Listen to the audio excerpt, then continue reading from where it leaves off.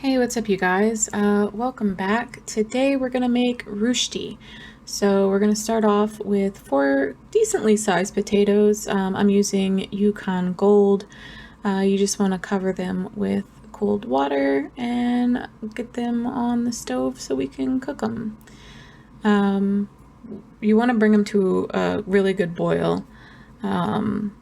And then once you get it going, we're going to cook them for about 20 minutes. These were all good. That one was a little off, but you know, I kicked him. Um, anyways, so you're going to let these cool so that you don't burn your fingers off. And then you're going to peel them. You know, you can channel your inner Buffalo Bill. And just make sure you get all the skin off, and then we're going to cool them for about an hour in the fridge, and then you are going to shred them, get potato all over your hands. And then we're going to do equal parts butter and canola oil. Melt that down really good. Then you're going to put your potato in. Those little by little kind of works better, I guess. Then you want to mix it around so that you know you're not just sitting in a puddle of oil. Add your salt in here also, but you just want to kind of mix it up really well, and then you're just going to start flattening it down. You just want to make a giant potato disc, and you want to make sure you tuck in the little edges and cook it for about 20 minutes on high, and make sure you tuck his little feet in. It's like the boogeyman method. You don't want the boogeyman to get him. Anyways, so you're gonna make sure he's tucked in. To flip it, you just cover it with a plate, and pray to whatever gods you pray to. I managed to do it without completely screwing up, so I was pretty happy with that. Put some more butter in your pan. I did flip mine a little bit early, and I was a little upset about it. So he's looking a bit anemic, but it's okay. You're just gonna smush him right on back down and kind of repeat the whole process. So mold him to the pan and then tuck his little feet in. No big deal. This is a very, very easygoing, forgiving dish. I think it was probably meant to be you cook while you're doing your farm chores.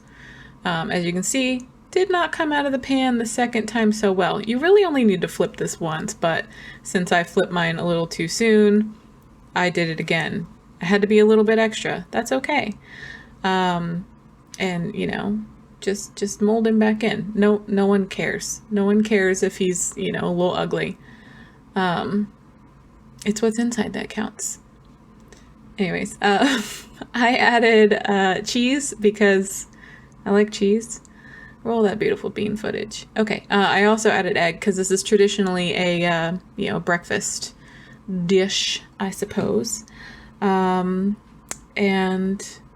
yeah, it was absolutely delicious. So make it.